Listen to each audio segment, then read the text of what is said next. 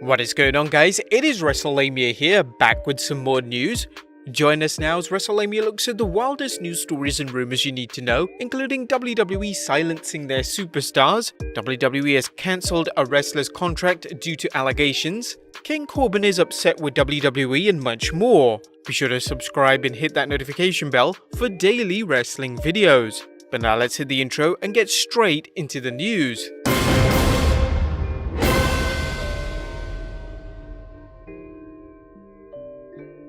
Now our first story looks at WWE silencing their superstars. Now the WWE has recently experienced an outbreak of COVID, and reports suggest over 30 wrestlers and staff members have been infected. WWE haven't announced anything, but some WWE staff have announced they have the virus on social media. Renee Young, Kayla Braxton, Adam Pearce, Tyreek and Jamie Noble have all shared with their followers that they have the virus. However, they may be in trouble for doing so, as a wrestler who has remained anonymous has reported that WWE doesn't want any staff or wrestlers to announce the news they have COVID on social media. He mentioned they are forbidden to do so by WWE management. He wrote, "Now that WWE has more talent and staffers starting to test positive, we've been informed by talent relations not to discuss our illness with anyone besides those we may live with that may need to know.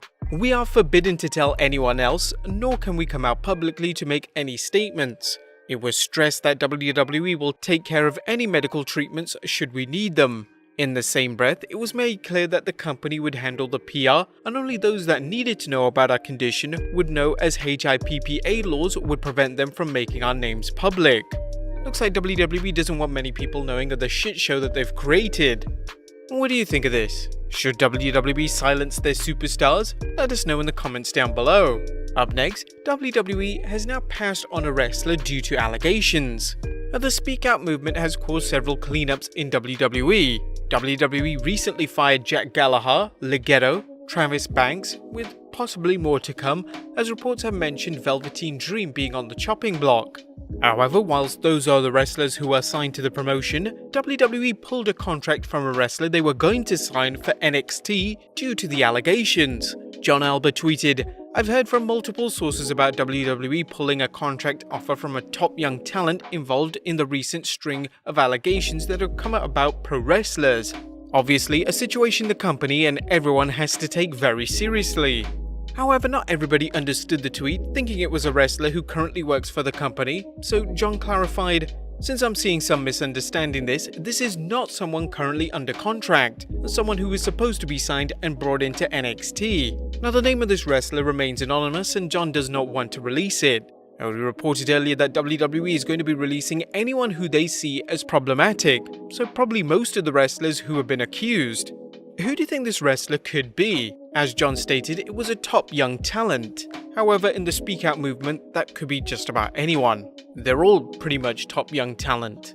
Next up, just how bad things can get. Now, while we don't know the full extent of how many people are infected in the WWE, as all we've heard is rumors of 30 plus superstars and talent, we do have a chilling example of just how bad things can get. The latest issue of the Wrestling Observer newsletter reports, El Fantasma, who is the father of WWE NXT Cruiserweight Champion and head of the Mexico City Box Lucha Commission, said that they were aware of at least 30 different deaths of wrestlers since 1st May, both active and retired. He said that his impression is that 90% of them were COVID related. This was the second straight week of ridiculous numbers of deaths of Mexican pro wrestlers. Now, it's important to remind viewers that this number includes active and retired wrestlers. Nevertheless, it should serve as a reminder to the dangers in close physical proximity, particularly when tests for the virus are often inaccurate, stating a tested person is virus-free when in fact they could be infected. Next up, former Diva is traumatized by a sexist match. During a recent interview with Fox Sports, Alexa Bliss discussed how the WWE's women's division has evolved from the days of bra and panty matches, and that she thanks women before her who made today's product possible. Bliss commented, "It was awesome because it shows our women are athletic, can do what men do, and can be seen in a different light. I respect the women who had to do the bra and panty matches, because I could never do it. Kudos, I couldn't do it. You gotta respect that because they did that for us to do what we do now." Now apparently that's a sensitive subject for former WWE diva Gail Kim. Kim tweeted, "Never looked at it that way. I just have to say out loud that this, along with some other gimmick matches similar in nature, were some of the most traumatic matches of my life that I have to live with, feeling like I never had a choice.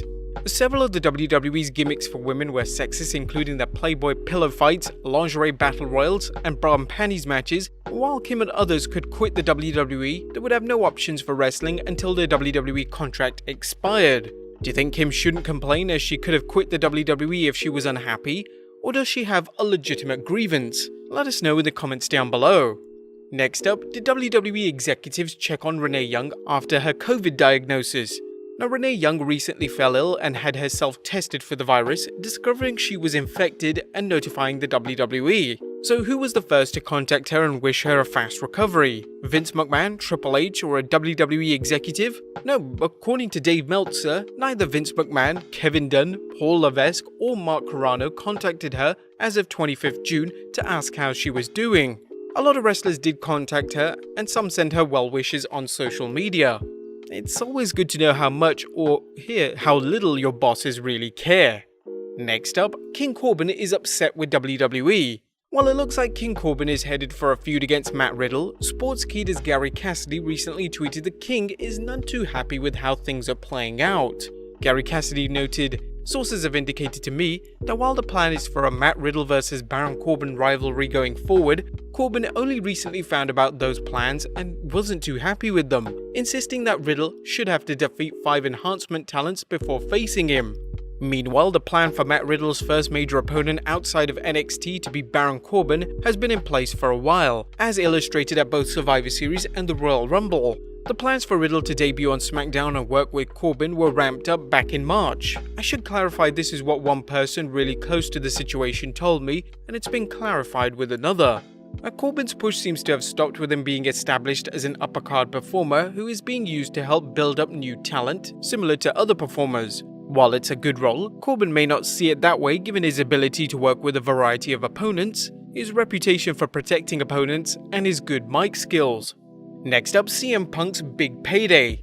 With FS1 putting WWE Backstage out to pasture, fans are being reminded that occasional contributor CM Punk was under contract to Fox and not the WWE.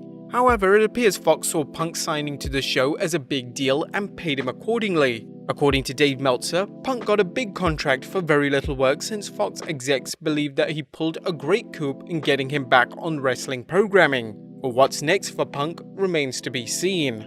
Next up, Impact have offered Karl Anderson and Luke Gallows big money contracts. Now, of course, Luke Gallows and Karl Anderson were part of WWE's Black Wednesday firings and have yet to show up in any other promotion or reveal their next plans.